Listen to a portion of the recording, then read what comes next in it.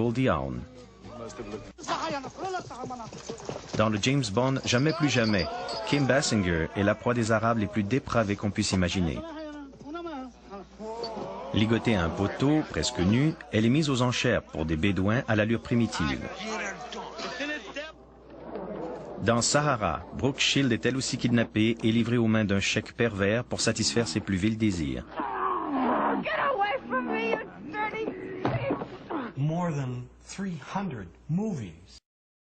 Plus de 300 films, soit près du quart des films hollywoodiens qui humilient les Arabes d'une manière ou d'une autre, contiennent des calomnies tout à fait gratuites ou font des Arabes un objet de risée. Nous allions à la Mecque et l'avion était rempli d'Arabes avec leurs animaux, des chèvres, des moutons, des poules.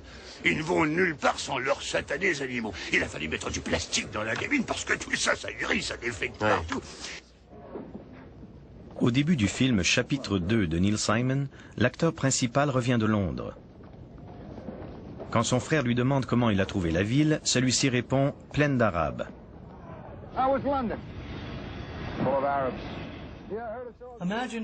Mais imaginez s'il avait répondu « pleine de Noirs »,« pleine de Juifs » ou « pleine de Latinos ».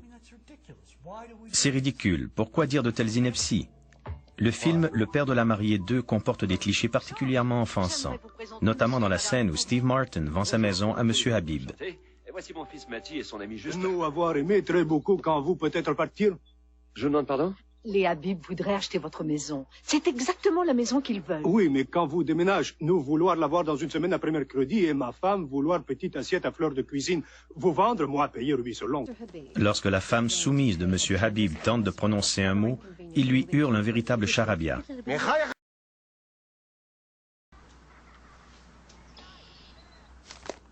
Puis il offre à Steve Martin une prime de 15 000 $ pour déménager dans les 10 jours.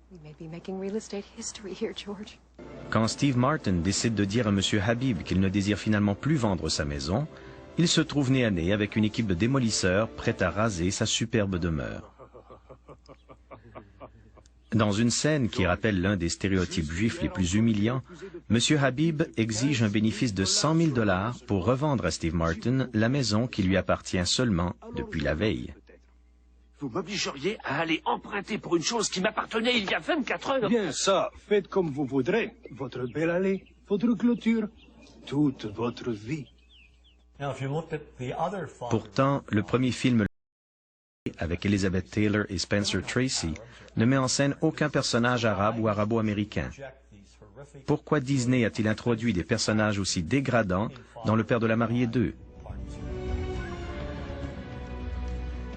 Pour la même raison que dans Gladiateur, les marchands d'esclaves qui capturent Russell Crowe sont arabes. C'est insensé. Hollywood introduit des arabes ou des scènes dégradantes pour les arabes dans des films qui n'ont rien à voir avec le Moyen-Orient.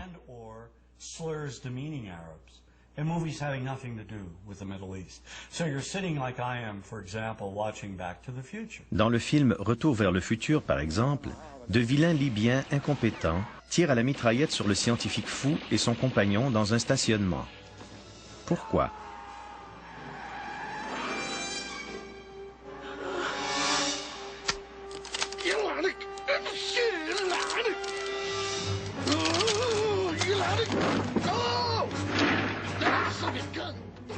Ce film est plutôt un retour vers les vieux stéréotypes que vers le futur.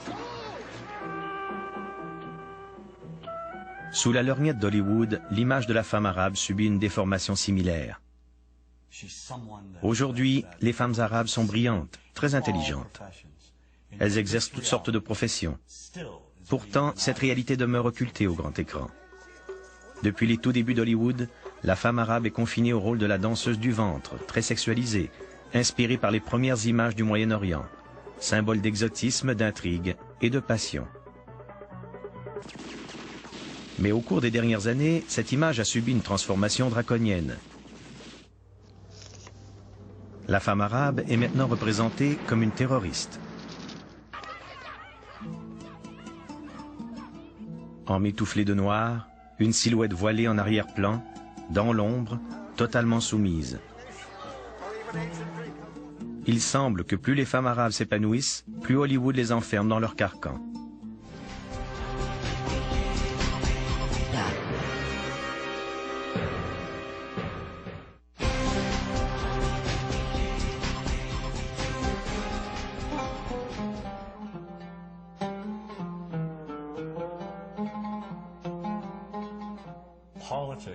La politique et les images d'Hollywood sont intimement liées et se renforcent mutuellement. La politique nourrit les mythes qui contribuent en retour à faire valoir la politique. Jack Valenti, président de Motion Picture Association, a dit que Washington et Hollywood ont le même code génétique, le même ADN.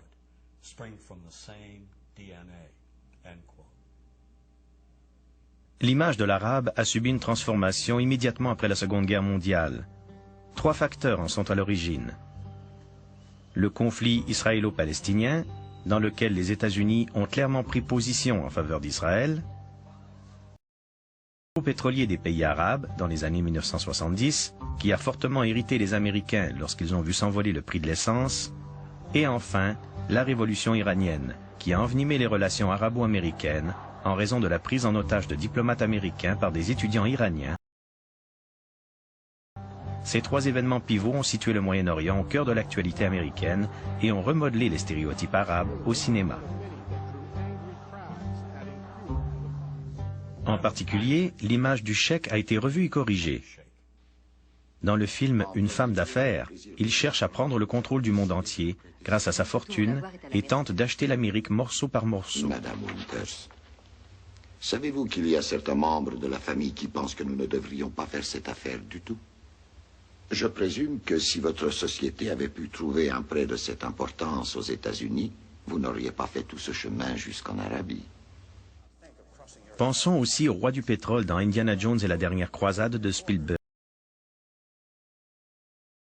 De terrorisme, même à lancer un missile dans Ernest dans l'armée. Gentlemen, behold my special club, the Pluton missile. With it, I will bring the infidels to their knees and be leader in the Arab world. Dans les années 1970, on racontait que les Arabes allaient nous envahir et racheter l'Amérique. Bien sûr, le cinéma propageait ces mythes. Les Arabes ont sorti des milliards de dollars de notre pays, il faut maintenant qu'ils les rapatrient. Tout raciste qu'il soit, l'un de mes films favoris est Network, main basse sur la télévision, qui a pour théâtre le milieu de la télévision commerciale. Chers téléspectateurs, chers amis, c'est à vous. Comment ça va? On en a marre! On en a marre! L'acteur principal est le présentateur vedette qui se hisse au sommet de la célébrité en lançant sur les ondes des diatribes contre le système dont les plus violentes sont dirigées contre les Arabes, qu'il accuse de vouloir faire main basse sur l'Amérique. Pour le compte de qui ils achètent LCA? Ils l'achètent pour le conglomérat des investissements d'Arabie Saoudite. Ils opèrent donc pour les Arabes. Le présentateur, Howard Beale, appelle la population à contrecarrer le rachat du réseau de télévision par les Arabes. Écoutez-moi, nom de Dieu! Nous sommes tout simplement achetés par les Arabes. Il n'y a qu'une seule chose qui réussira à les stopper sur place, vous! La rage des Américains ainsi attisée donne lieu à une scène d'anthologie du cinéma. Je veux que vous vous leviez maintenant, levez-vous de vos fauteuils. Je vous demande de vous lever séance tenante et d'envoyer un télégramme au président Ford disant « J'en ai plus que marre de tout ça et je commence à en avoir ras-le-bol !» Je suis folle de rage, je commence à en avoir ras-le-bol! Je suis fou de rage, je commence à en avoir ras-le-bol! Je commence à en avoir ras-le-bol!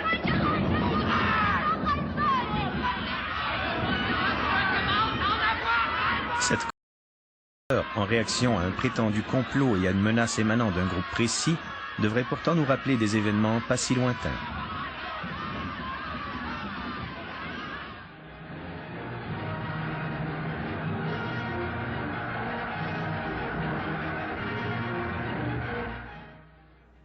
La propagande antisémite nazie reposait également sur la menace économique, et ce mythe s'infiltrait jusque dans les livres d'enfants.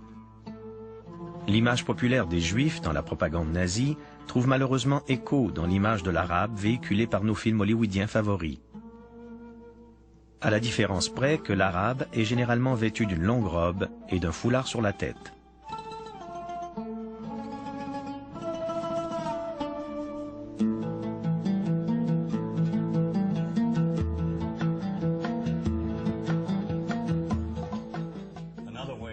La représentation du peuple palestinien au cinéma fait aussi ressortir le lien entre la politique et le divertissement, entre Washington et Hollywood.